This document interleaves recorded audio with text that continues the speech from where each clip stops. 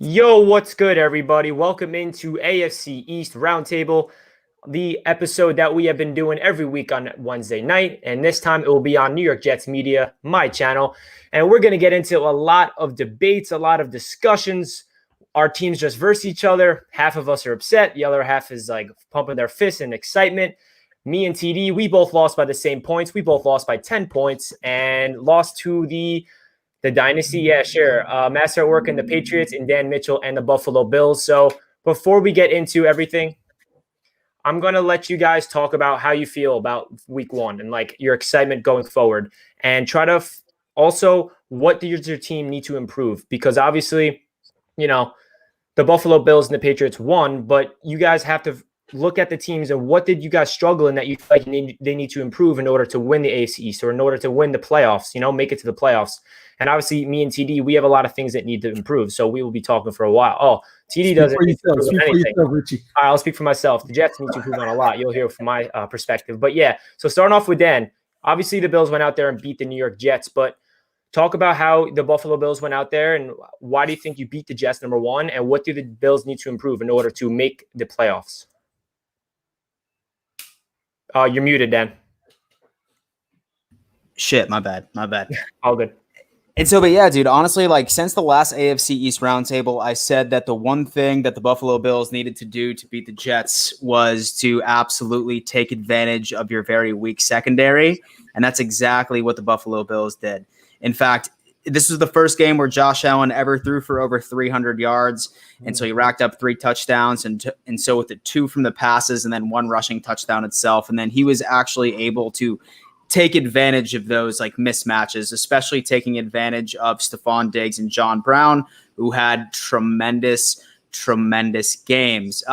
One thing that I predicted going into the game was that the Bills were not going to be able to run against the Jets, and that held true. I'm pretty sure the Bills only racked up close to about 30-40 rushing yards when it came down to the running backs, but it was Josh Allen who was able to actually go on ahead and gain some traction on the ground. Like right now, say for example that I had to say something that the Bills need to work on is Josh Allen's ball security. I mean, those 2 fumbles definitely screwed us. That game should have been either a 35-17 or a 42-17, and it was really just leaving points out on the field. The one thing that's making me feel a lot better was the fact that we had 0 preseason games at all. Like there was like no real football action until week 1. And I'm hoping and I'm in the camp of believing that he's going to really be a different quarterback going into week 2 right against the Miami Dolphins. But all in all, very happy with my team from with the each and every single facet rate of that game on week 1. Fair. The Buffalo Bills came out there. I predicted the Jets to win, and I was going to be realistically optimistic about my team. And it was a closer game than I anticipated. It felt like it was a 42-17 game, but the Buffalo Bills made some mistakes down the stretch, and the Jets just did not capitalize. And it was really unfortunate. I kept looking at the score, and it was a close game, and it was a third quarter. And I'm like, wait, we can actually mount the comeback here. But, the offense stalled out. And we'll get into the deep Jets-Bills game eventually. But Master at work, how about the Patriots? Okay. Enough said? All right, Dolphins fans, last week, you guys were talking a lot of shit. I'm delusional. I'm living in the past. And pretty much, we all knew what was going to happen, right? So I'm just going to break down the game just real quick. The Dolphins were never in this game. If it wasn't for a N'Keal Harry fumble, we would have blown you out. Now, you guys said that you guys were going to dominate us. We had 8 players opt out. Couldn't beat us. We had a brand new quarterback, brand new system. Still couldn't beat us. You had the same team with the same players that you had last season, which I still don't know. By the way, I still don't know the name of your players after this game, Dolphins fans. Speaking of which, Cam Newton, listen, he was efficient. He was 15 from 19 throwing the ball. He barely had any incompletions. You couldn't stop the pass. You couldn't stop the run game. They were running a Wildcat college offense, and you still couldn't stop it. Now, as far as the offense goes, I was told that you guys were going to score 30 points on our defense. Like I said, no Dante Hightower, no Patrick Chung. What was it? Kyle Van Noy? Isn't he in Miami South Beach chilling? I thought he was supposed to show up in this game. This game proved again that the Dolphins are still in the basement. Now, as far as what we can improve on, listen, this is week 1. The Patriots improve all week to week. We don't know what you're going to see from Cam Newton week to week. He can go out there and throw for 300 yards. And speaking of which, we don't have no receivers. Just wait a couple of weeks until the trade deadline comes. As far as the Dolphins go, Ryan Fitzpatrick threw 3 interceptions. He blew the game at the end of the game again. But I was told that you didn't, that Tua, that you really didn't need Tua, that Fitzpatrick did what he did, that should have done what he did last year when you guys beat us. Listen, the division is over with. You guys are tanking. You guys are on full-on rebuild mode like you were the last, 20 years. And all that stuff you guys were talking, who's the clown now? I told you. Delusional, that's what your Dolphins fan base was last week. I'm done. Is it my turn, Richie? Oh, it is. I was about to say, waste no time. Is it my turn, Richie? Oh, it's your turn. Listen, man. The Patriots won the game, and he sounds like he's mad. That tells you how jealous he is of the Miami Dolphins. The Patriots won the game, and he still sounds like he in his feelings. Let me tell y'all what really happened in that game, okay? We lost that game because the Miami Dolphins had a journeyman quarterback who is so sporadic, he either going to give you 5 touchdowns or he going to give you 5 picks. And they caught us on the pick day. The day where their secondary had people all over the field wide open. The New England Patriots legit secondary had people all over the field wide open. They allowed Dolphins, and Ryan Fitzpatrick rather had thrown it into double coverage on more than 7 different plays, wide open people on the field, and he throwing it into double coverage. That was the number one reason why we lost. When our offense actually started to move, the Patriots had no answer for it. 3 times marched all the way down the field. They were scrambling. Belichick over there scratching his head like, what are we supposed to do? And Ryan Fitzpatrick decides, instead of throwing to the wide open man, he wants to throw it into double coverage on multiple occasions. Multiple. That's the primary reason why we lost the game. Areas that, and when we say 15 of 19 passing for Cam Newton, it was all in the middle of the field. It was either a slot receiver or a tight end. They caught 1 ball on the boundary, 1 reception on the boundary. So don't think that they got those receivers. Let's get that straight now. And Cam Newton's just efficient. They came out in an option, and we were behind. The area we need to improve is mobile quarterbacks and running, and when people run, basically running the ball on us. Our run defense did not play well at all. Then we had to commit more to the box, and Cam Newton started shredding us up with the short passes across the middle of the field. It was a bad situation for us. We started from behind, but when we finally figured it out, we started playing good football, and Ryan Fitzpatrick would ruin us every single time. Every single time. And that's why Tua Tagovailoa needs to start. Lucky for Dan, coach already came out and said Ryan Fitzpatrick will be the week 2 starter. Or it's unlucky for Dan because Ryan Fitzpatrick is either hit or miss. He just missed. Odds are he's about to hit. So it's just a matter of Ryan Fitzpatrick being consistent. That's what really happened in that game. And Matt Storeworks knows, Richie. He knows when they come to Miami, the favor is going to be returned like it's been for the last 20 years. It will be like the last 20 years, a spoiler game where you will be out of the division hunt and the playoff hunt. And by the way, TD, you didn't sweep the division like you predicted. What I do know is going to end in a W for Miami. All righty. Only time will tell when our teams verse again, which will not be for a couple of weeks. Unfortunately, I got to speak on the New York Jets performance now. And I mean, how many times did I say that I don't have faith in Adam Gase and I wanted to prove me wrong? Probably. And you guys got the sense that I don't trust him, right? because I want him gone right now. And I don't think he'll be gone. And I cannot imagine an offensive guru, offensive coach, offensive this and that, and come out there and look that abysmal. I mean, the play calling and the lack of adjustments, it just looked like he was way outmatched coaching-wise. Sean McDermott's defense was way more prepared, and it just looked like it was just like a Sean McDermott just knew exactly how to exploit Adam Gase's offense into a perfect, just, you know what I mean, exploit the weaknesses, and which was getting to Sam Darnold. And when it comes to the Jets getting to Josh Allen, it looked like Josh Allen had COVID back there, and they were doing social distancing. They had to keep 6 feet away from Josh Allen in the pocket. Literally gave Josh Allen 8 seconds to throw the ball. I was screaming at my TV how we cannot get to Josh Allen. And the player that had the most pressure is our safety, Marcus May, who is filling in for Jamal Adams, who is probably one of the only bright spots of our team.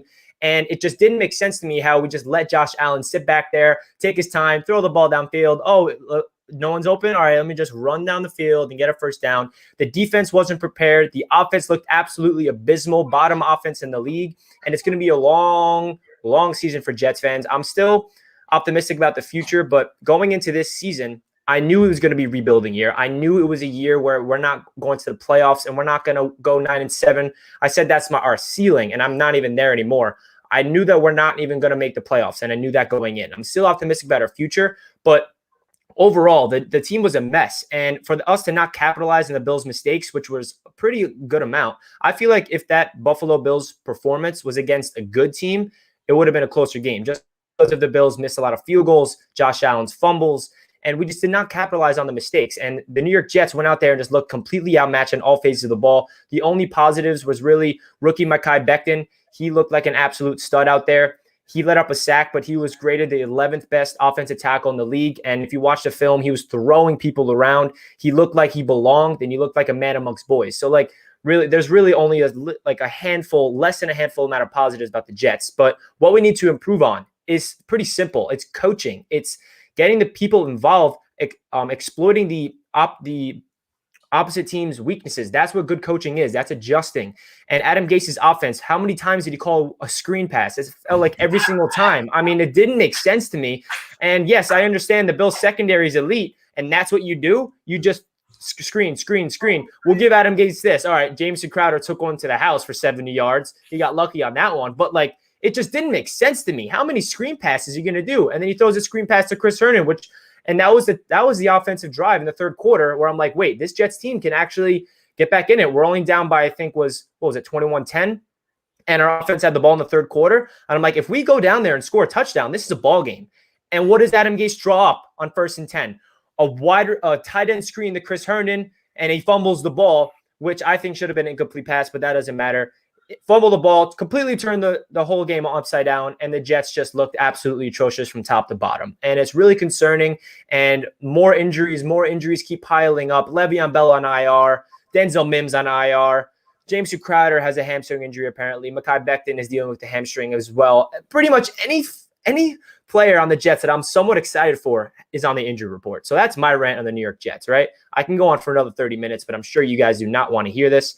Adam Gase, please be out of here by the end of the season. I don't expect him to get fired during the season, but after the season, if Adam Gase is here, oh gosh. All right, let's move on from week 1 for now. All right, let's talk about week 2 because I cannot think about week 1 anymore because that was pretty terrible, right?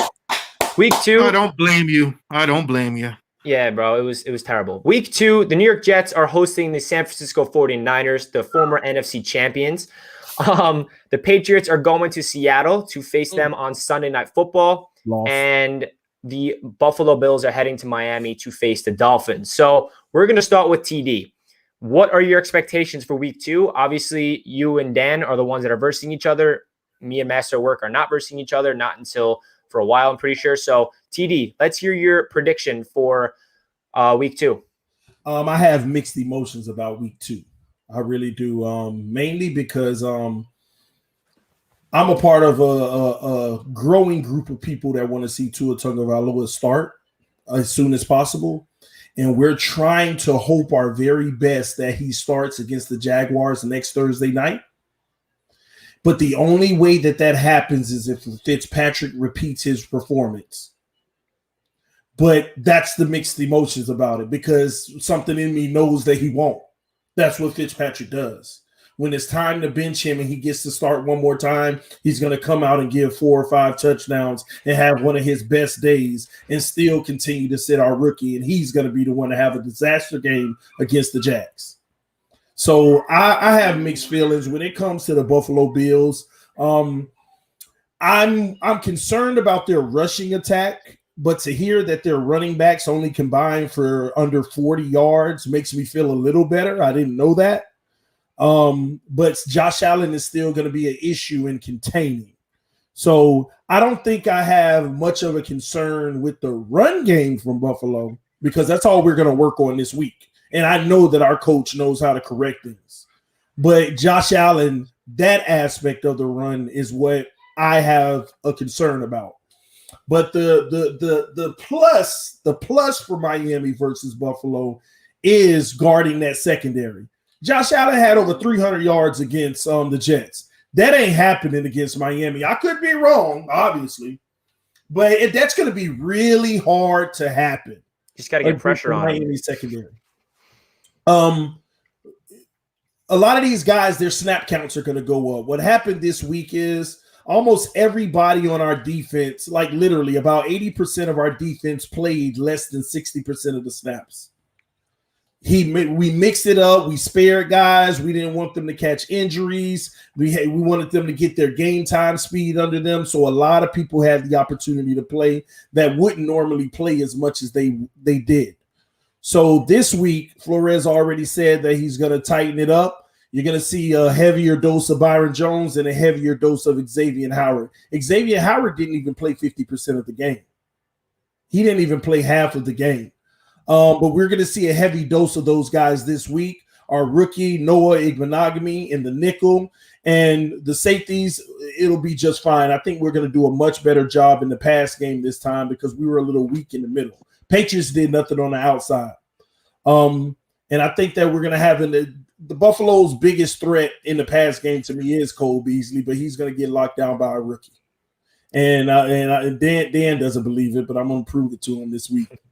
So I feel good about this week because Parker, he's been sitting out in practice. He isn't out for weeks. He's day-to-day right now. They're going to decide whether they just want to just sit him because he was actually injured going into the Patriots game, but the injury isn't like a definitive, like I'm hurt. It's like a laboring issue where, let me give it a go. He gave it a go in the Patriots. He was actually toasting Gilmore to start the game. And then he sat out the whole rest of the game. He didn't even play half the game, might I add, ladies and gentlemen. And so he sat out the rest of the game because his hamstring started to bother him. So that's basically the issue. Achilles, excuse me. I think I had the wrong injury. But that's what the issue was with Devontae. Today we were supposed to get an update on whether they were going to sit him for a few weeks or not. And Coach Flores came out and said, as of right now, no, we're just going to take it day by day. They asked, would he be playing versus Buffalo? He said, I'm not ruling him out, but we're still going to take it day by day. But even without Devontae Parker, I think that the wide receivers we have are good enough to compete against the Buffalo Bills. The issue is Ryan Fitzpatrick. It's going to start with him and end with him this week. If he continues to ignore the wide open receivers and throw into double coverage, we have no shot. But that means we're going to be able to start Tua week 3, in my opinion. But hey, that's where we are. It's a lot of unknowns, and Ryan Fitzpatrick is in the center of it all. All right, Dan, I'll let you counter out that. So what do you think the Buffalo Bills are going to do to the Miami Dolphins? You think it's going to be a cakewalk, or are you nervous at all? And so honestly, man, I do foresee the Buffalo Bills going out for a win. I do see us going 2-0 by the end of week 2 for a variety of reasons, and not for the same reason that you saw on week 1, right? Week 1, you see the Buffalo Bills really attacking the air attack, right? Being a pass-first offense, something that Bills fans have been waiting for years and years and years, but we are not going to see that on week 2. So the Buffalo Bills are going to resort back to what they were built on, and that is running the damn ball, especially once you take into effect of the 217 yards that the Dolphins released against the Patriots during week 1. That's exactly what Sean McDermott is going to do. definitely understand that Singletary and Zach Moss are about to open the floodgates and really start off with that run first rate attack by itself. And then with Josh Allen as well, sort of being able to sort of like sort of making those scrambles off to the outside and really making sure that they could like have the burning like right on the ground itself. Now, one thing I do respect from the Dolphins is their secondary. And so especially with Xavier Howard and Byron Jones, they are fantastic cornerbacks. And that's exactly why I'm thinking that when it comes to the passing game, that's exactly why Dawson Knox and Cole Beasley are about to eat, just because they are not going to have those matchups that are going to be happening right there. Now, it's funny because the Miami Dolphins love to run a lot of man coverage. So luckily, when it comes to Stephon Diggs, he's probably one of the best route runners right in the entire NFL. So if there's anybody that can create that separation that's going to be able to beat either Byron Jones or Xavier Howard, it's going to be him. But this Sunday, just really look for a heavy rush attack and look for the Bills not to take with any type of names. And so I really see the Bills walking away with this game on Sunday. So are you telling me to start Devin Singletary in fantasy? Yes. He's gonna mess you up, Richie. But Richie, and so last week, what I would have said last week, and so I did not start Devin Singletary because I respected the Jets' run defense, and that was a good move. Hey, Richie, the Miami Dolphins secondary is number 1 in the league yards against. Okay, but we're 32nd in the league rushing yards. We're 32nd in the league, so number 1 pass defense. And that was even with Cam Little. He can dunk 15 of 19. All right, where are you getting this number 1 pass defense from? Like from week 1? Go ahead and look it up, bro. Go ahead and look it up. No, I'm asking, like, is this from week 1 you're talking about? Week 1. Week 1 results are in. Number 1 pass defense, number 32. Cam had 4 incompletions the entire game. 19, and it was an average of about 4 to 5 yards per reception. Jesus Christ. All right, Master, all right, go on. And so, Richie, so one last thing. And so, so one thing that makes it almost a fact is just the fact, like right out of all of the opponents that Josh Allen has ever faced, his best games have been against the Miami Dolphins. He's racked up 13 touchdowns in his entire career, 62% completion rate, destroys them on the ground. Josh Allen is the Miami Dolphins' daddy. Without a good defense. I mean, that's all right. It's going to change. The game plan I told you, Dan, of what the Jets need to do to stop Josh Allen is exactly what they did not do, and that's get pressure on him. So TD, you better call up Miami, tell Brian Flores to send the house to Josh Allen, because if he gets 8 seconds in the pocket like he did against the Jets, I know it's exaggeration, but he will do what he did against you guys. So Master at work. 8 seconds, but I'm concerned about him taking off. Yeah, that too. I mean, we gave him all the time, and then when we couldn't wrap him up, and then he would just run and he did fumble though, but we'll see. All right, Master Work, are you confident versus the Seattle Seahawks with Russell Wilson coming off 4 touchdowns? First of all, I'm just happy to be playing a real team. You know, a first place schedule. I'm just happy to finally play a real defense. Listen. What Cam knew. Listen, last week was a preseason game for us. Cam was just warming up. Listen, he didn't have no preseason training. You really didn't know what was going to happen. So I think the offense was the way that they can't stop the run. Belichick likes to tinker with his offense week to week and defense depending on the matchups. And the matchups just favored the Dolphins having the worst defense in the league. And we didn't have to really pass at all from the outside of the numbers because we beat them the same way Tom Brady was beaten, except with the legs. As far as the Seahawks go, listen, the Seahawks are a Super Bowl contender, obviously. But I think this game is going to motivate this Patriots team a lot just based on the fact that Belichick's mom just passed away, and I'm 100% certain that this team is going to be highly motivated to get him that win. That being said, we got to face Jamal Adams, and he's an absolute beast. I was well, we don't got to face him in a division. I guess we got to face him, this week. Russell Wilson is probably definitely a top 5 quarterback in the league. I've always been a fan of Russell Wilson. He kind of reminds me of Cam, even though he's a little bit shorter and he's not really injury prone like Cam has been. But I think I expect McDaniels to, depending on how things work out, the first 4 weeks is kind of like just tinkering the offense to see what works. And I'm still waiting on the Patriots to trade for OBJ, which is 100% going to happen because we have $34 million in cap space. I think if we get Cam another receiver, we can definitely open up this offense. We have probably the best running attack right now in the NFL because, like I said, Cam, people say, oh, he's washed up. He can't do this and do that. He looked like the same Cam Newton to me on Sunday. I know it's not much of a litmus test to play the Dolphins, but I mean, he still did some stuff. Like I said, I'm very happy to the way Cam played. I expect a W this week. Listen, I don't care what nobody says. Everyone doubted us last week, so why should we listen to y'all this week? I know Seattle is 100 times better than Miami, but listen, we get up for these games. These are the games in prime time because we play in prime time because we have a first place schedule and we're always in the playoffs. So this is going to be on national television. Bill Belichick's mom just passed away. I'm 100% confident we're going to come away with this W. Yeah, I'm really excited to watch that game, to be honest. I'm excited to see what Jamal Adams can do.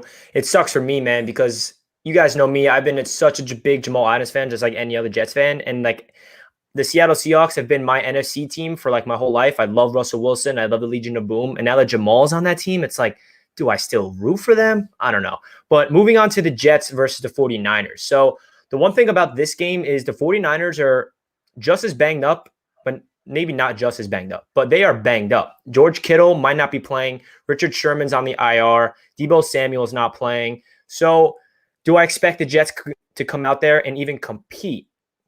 Maybe. I mean, I know that the Jets are going to go out there and probably lose, but seeing what the Jets could do, can they perform an upset? Maybe. Who knows? I mean, I'm trying to be somewhat realistically optimistic, but it's hard to find it after the week 1 performance against the Buffalo Bills.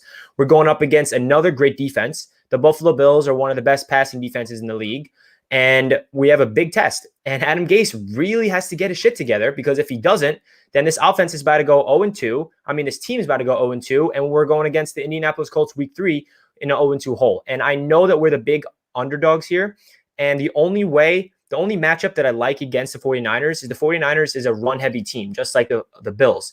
And Jimmy Garoppolo is not a dual-threat quarterback like Josh Allen. So the Jets stopped the Bills' running attack when it came to the running backs. So the Jets defense don't really have to worry about Jimmy Garoppolo beating him with the legs. So if they can contain the 49ers rushing game, and especially if George Kittle's not playing, and especially with Deebo Samuel out, even the rookie Brandon Ayuk, the 49ers offense doesn't really scare me, especially going up against the Jets, who are really good at stopping the run. So the only way we win this game is if Sam Darnold and the Jets offense can really take that next step. Will they? Don't have the confidence. I have confidence in Sam Darnold. I know that he showed resilience throughout his first 2 career seasons. I know he did not look good. He probably had one of his worst games against the Buffalo Bills. He looked really out of sync. He was missing wide open throws, and it's concerning. There's a lot of Jets fans already writing him off, saying he's a bust and we should tank for Trevor. But me personally, I still have all my trust in Sam Darnold, and I'm hoping that he could prove a lot of people wrong. This is a really tough situation he's in. I'm not one to make excuses, but if you really look at what he's dealing with when it comes to Adam Gase as his head coach and the weapons he's dealing with, Jameson Crowder might not be playing. I mean, he should be playing. He was limited today with the hamstring, so I don't want to say he's not playing because he can easily be playing. But Le'Veon Bell going on IR, and with a 37-year-old running back in Frank Gore, who is great. I love him to death as a person and a Hall of Fame running back, but he's going to be the running back 1. We finally got Kalen Ballage from the Dolphins, so he's going to be behind him and Josh Adams. So our running backs are looking completely thin without Le'Veon Bell. Le'Veon Bell was really the only excellent, talented playmaker on this Jets offense, and we saw him get involved in the passing game. The one really good pass from Sam Darnold against the Bills was that 30-yard touch pass on the sideline to Le'Veon Bell. And when I saw that, I'm like, yes, this is what the Jets offense needs, is to get Le'Veon Bell the ball. Maybe not in the run game. Give him the ball in the passing game. And I thought they were going to keep doing that. But then, unfortunately, Le'Veon Bell went out with an injury and did not play for the rest of the game. So this Jets offense without Le'Veon Bell really scares me. And Chris Hogan looked like a 32-year-old, like he couldn't move out there. He had 1 reception for 0 yards. And what was that play call? A screen. So this offense really is concerning. I know we're going to be outmatched, and I'm just hoping we compete. The only thing I really care about is Sam Darnold going out there and having a decent game and compete. I just don't want to get blown out, and I just don't want this team to look that bad. But at the same time, it's like a weird situation I'm in, because do I want this Jets team to be really, really bad that guarantees Adam Gase gone? Or do I want Sam Darnold and the offense to start clicking and they win 6 games and Gase is back? So it's like, what do I want? I want Gase gone, but the team to play well, but that's impossible. You know what I mean? So that's my take on the Jets and 49ers. It's going to be really interesting, and they were in the Super Bowl last year. They were this close to winning the Super Bowl, and the Chiefs came back. So it's going to be a rough game. So let's move on to some players on all of our teams that you guys think that exceeded your expectations. Who are some players that you liked? Obviously, we like all of our players and we hype all of them up. But what are some players that performed at a higher level than you really anticipated on week 1? I'll start with you, Dan. And so for me, it definitely has to be our rookie running back.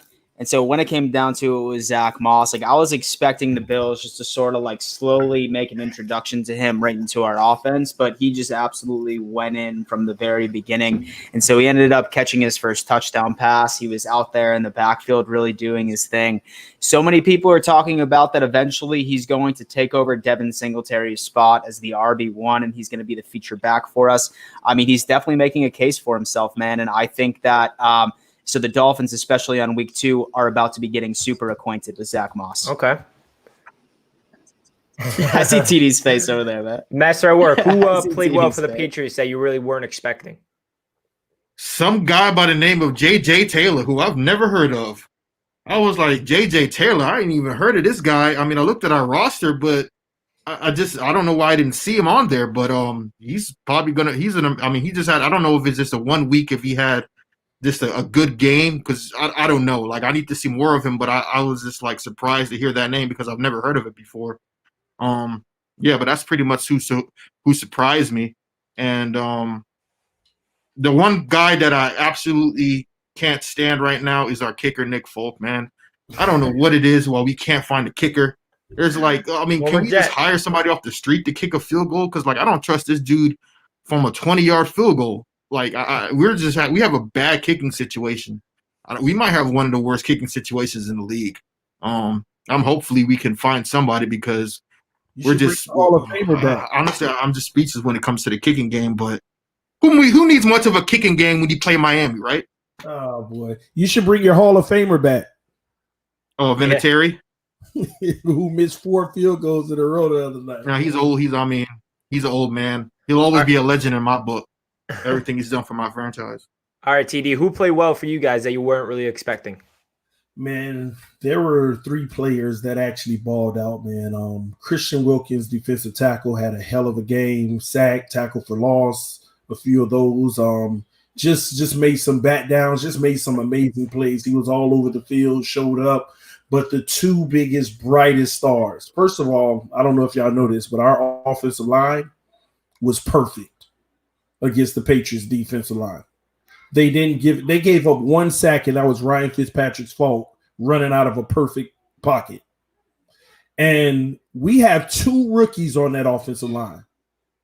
Our first rounder, Austin Jackson, who was the number 1 rated in the NFL as a rookie lineman, and Solomon Kinley, who was also drafted this year, top 10 as a rookie on the O-line out of the whole league.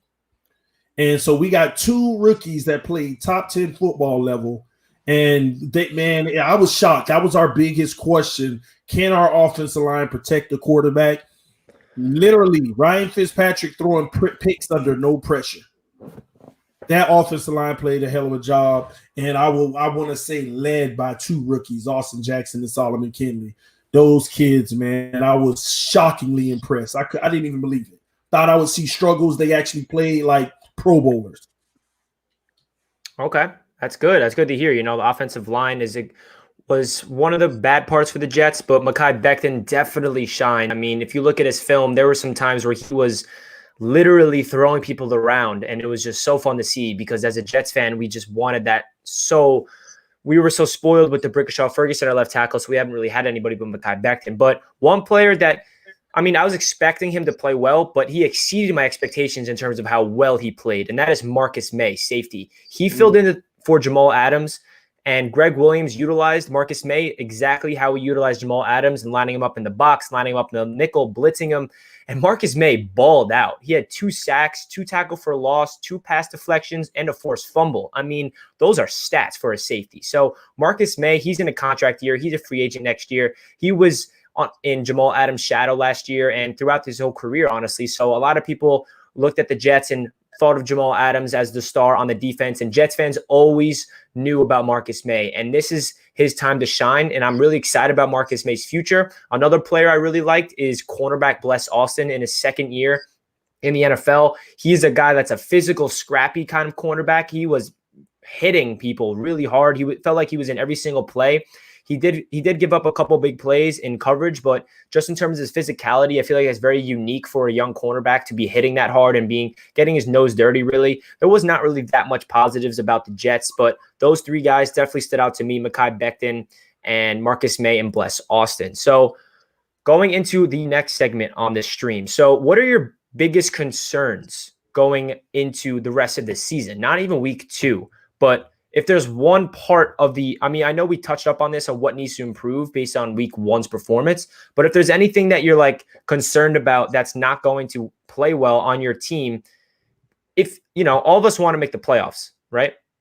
TD's down there thinking the Miami Dolphins are winning the AFC East still probably. So what do you guys need to improve on to win the division? Dan, starting with you.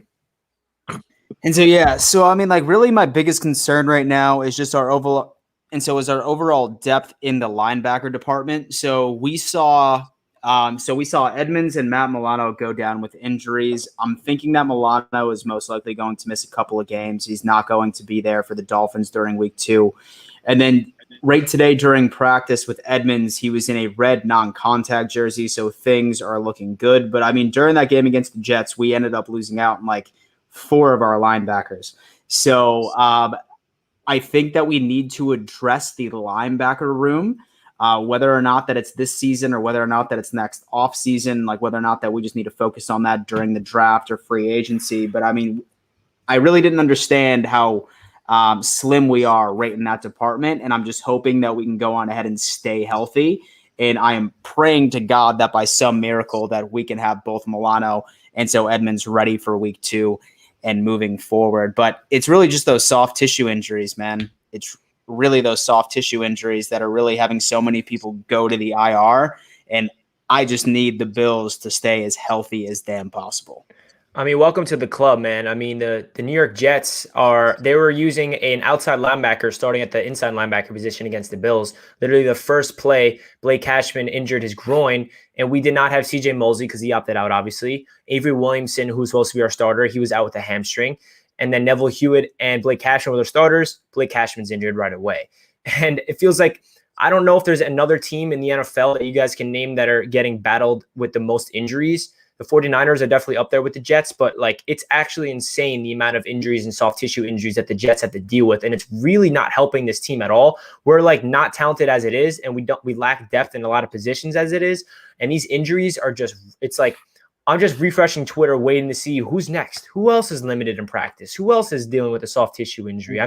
It's just so frustrating as a fan, and I just don't understand. It's the Jets' luck with these injuries. So, Dan, I understand your frustration with that. You guys did lose both of your inside linebackers against us, so I feel you on that. The injuries are really concerning. So, Master at Work, what concerns do you have for this Patriots team in order for them to win the AFC East? I know that you have all the confidence in the world to win, but what are some aspect of the Patriots that they really need to become elite at in order to win? We need a receiver because N'Keal Harry he led them back. I was so pissed at N'Keal Harry because I'm starting to think he's Aaron Dobson, Aaron Dropson, who I call him. I just don't think this. I think he's going to be a bust. We need to bring somebody else in there because Edelman, yeah, he looked good, but how long is that going to be sustained for? Belichick is going to trade for a receiver who I'm guessing OBJ he wants out of Cleveland. I'm hoping that the Browns get absolutely embarrassed. I hope OBJ drops everything on purpose just so he can get out of there. We need to save him. Listen, we're gonna get you out of there, OBJ. We're gonna get you out of there. That's it. Our defense looks great. Our defense looks amazing. Like I said, again, we didn't have much of a test last week, but we're gonna find out this week how this team is. Listen, everything could change this week. It really could. I really need to see this team against an actual football team. You know what I mean? Like an actual, not a JV team. I need to see him against an actual opponent that's willing to fight. Other than that, the only thing I'm concerned is what Cam is going to wear to the pre-games because I'm not going to lie, man be looking fresh as hell with his he was looking like Jim Carrey in a mask swagger. You know what I'm saying? Just don't wear your chain no more, because we know these Dolphins fans out here like to snatch people's chains like Cal Van Noy, because they're upset they were getting absolutely manhandled and super cammed and dabbed on the entire game. But yeah, that's pretty much all I'm concerned about is what Cam's wearing next game, and pretty much we need a receiver. Ain't nobody want that man chain.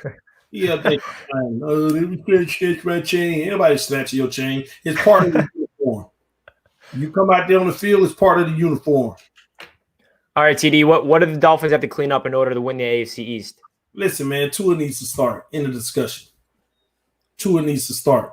Lucky for Dan, or sad for Dan, that's not going to happen this week.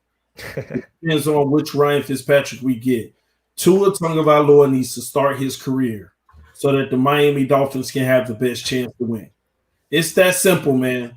Now, all that other stuff that's on coaching, Flores got to clean it up, and we will clean it up. Tua Tagovailoa needs to start. The Miami Dolphin fan base is split. They want him to sit. I did the research today. I went live today.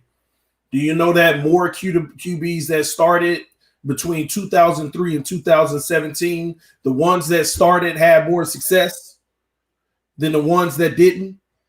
Like literally, 7 out of 18 QBs that sat their rookie year were a success. 11 out of 17 were bums. And those who start, it was the reverse. 15 out of 28 were good. I'm talking about big name guys. And 11 or something like that, 12 were busts. All of the evidence leads to start your quarterback. Start the guy. All of these guys who sat, they would have been good their rookie year had they started. They would have been just fine. They would have been just fine had they started their rookie year. Just my take. Tua needs to start, man. Yeah, I mean, I agree with you on that. When Sam Darnold's rookie season, it was Darnold versus Josh McCown and Teddy Bridgewater throughout camp. And I was pounding the table for Sam Darnold. I would have been really upset if it was anybody else. And Sam Darnold looked like the best quarterback in camp. So he went out there and was the youngest quarterback ever to start week 1. And he blew out the Detroit Lions on primetime football. So Tua, I agree. I think he needs to go out there and start because I think he has a bright future with Miami.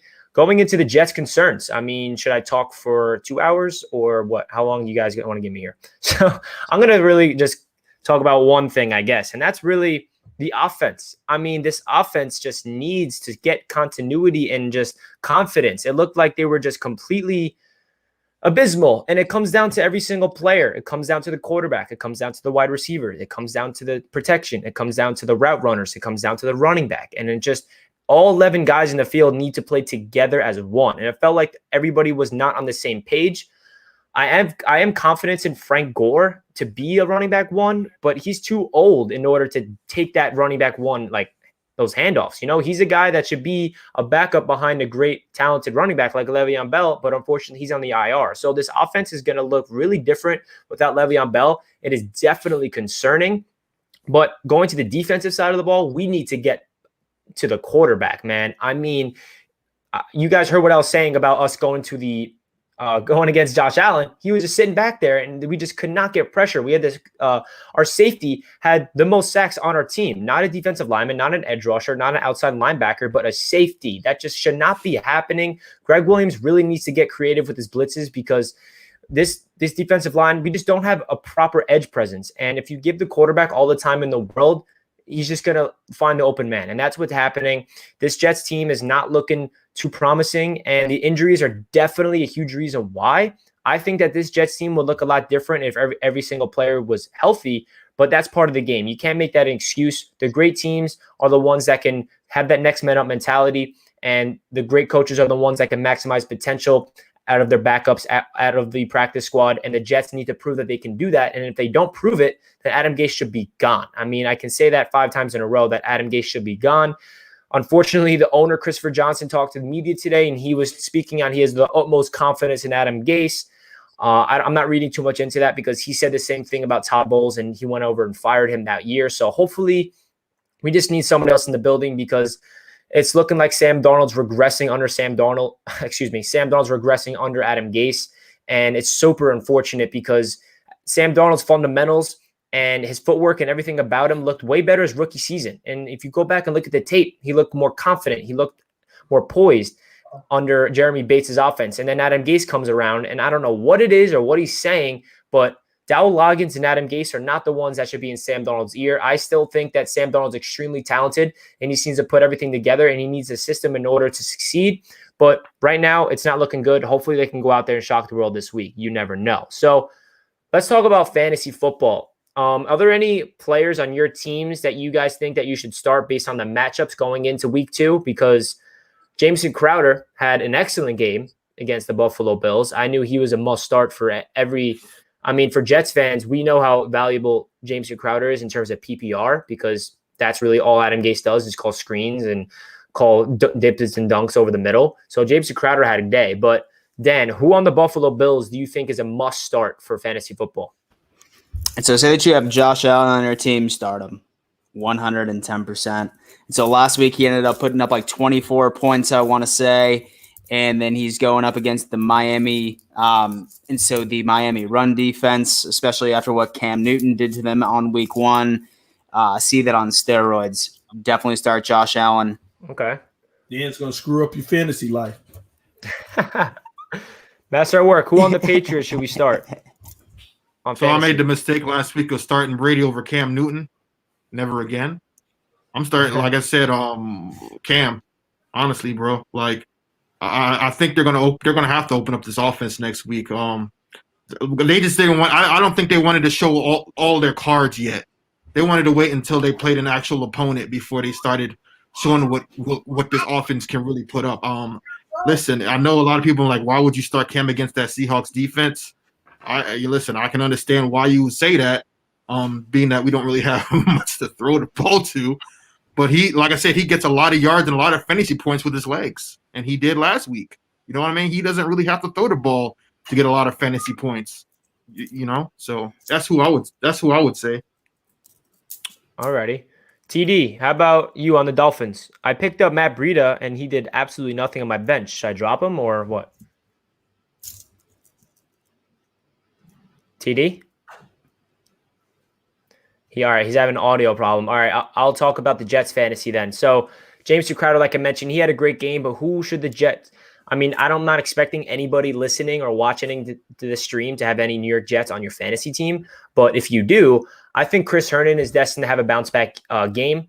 He had a lot of garbage time reps and felt like the Jets offense finally got into a rhythm in garbage time, and that's kind of what – obviously the Bills defense kind of, lay off the gas pedal and they didn't really try as hard, but that's when Adam Gase finally got a chance to call plays. I guess he wanted to because he was just confident in it. I don't know what took him so long to do that, but Chris Herndon, I think that he's going to have a bright future in fantasy. And I know he had a rough game week 1 because of that fumble, but he still had 6 receptions for 50 something yards. So I think Chris Herndon is going to have a bright future in fantasy football.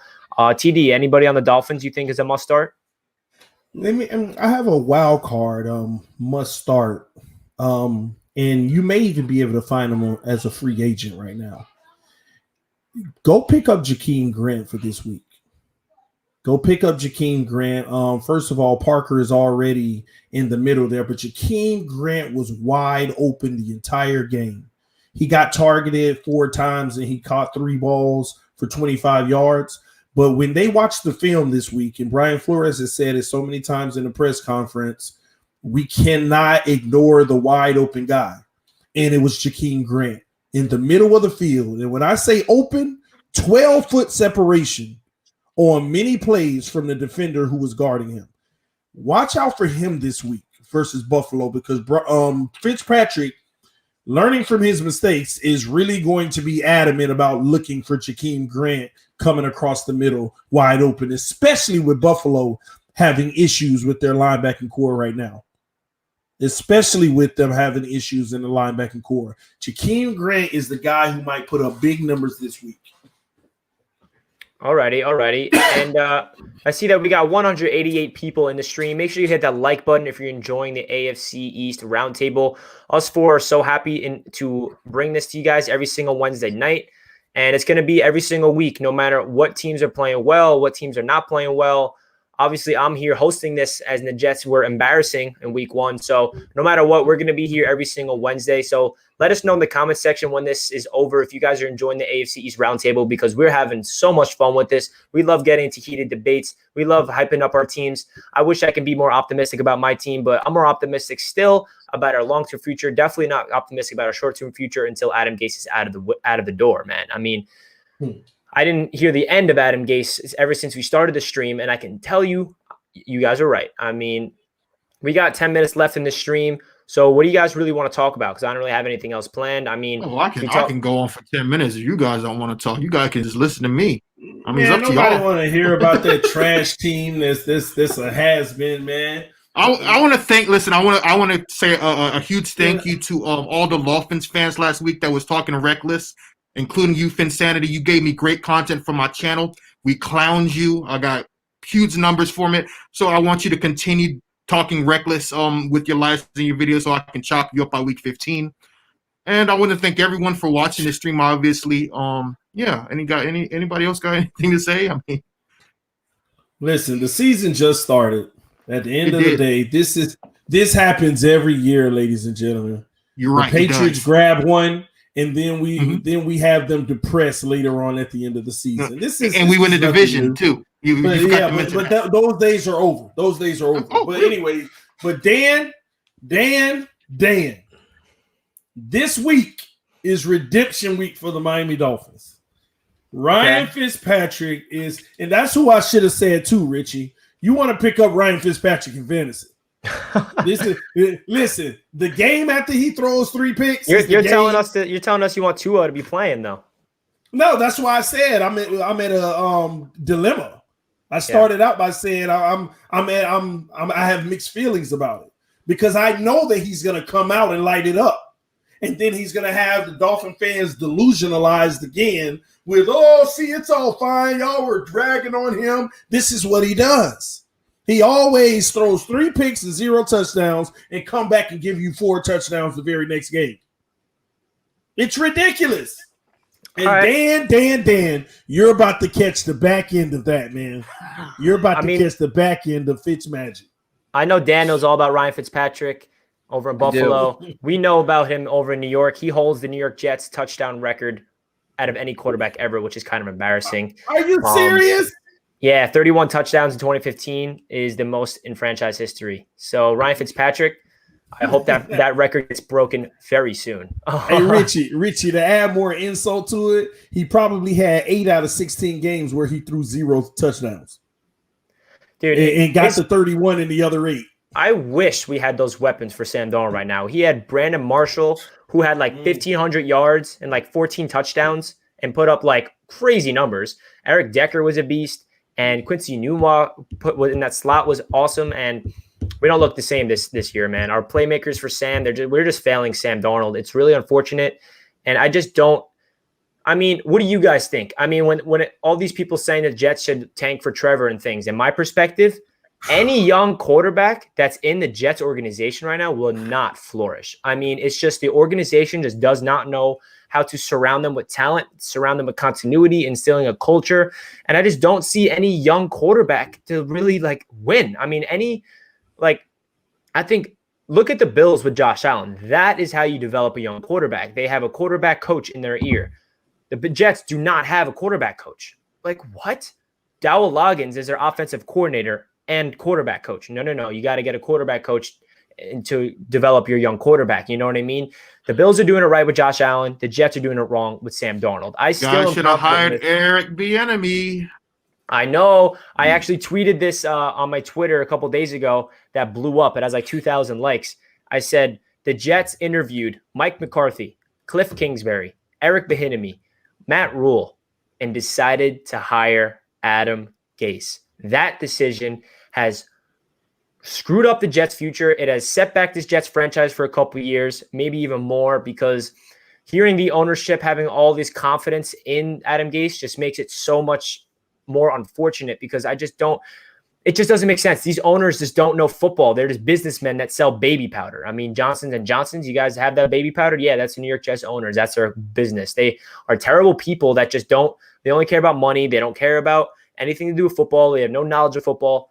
but I'm not going to end off this stream of me ranting about the Jets because obviously they're driving me insane this week. So that really does it for the AFC East Roundtable. I'm going to finish off this by letting all you guys speak about where we can find you on social media and YouTube channels. Make sure that all you guys that are in the stream, 200 people watching this, make sure you smash that like button. And also in the description, I linked each channel, Dan Mitchell's channel, Master at Work's channel, TD Fins Talks channel. Make sure you go and subscribe to all of those because this stream is not going to be on my channel every week. We are on a rotation. Next week, I'm pretty sure it's on Dan Mitchell's or is it on?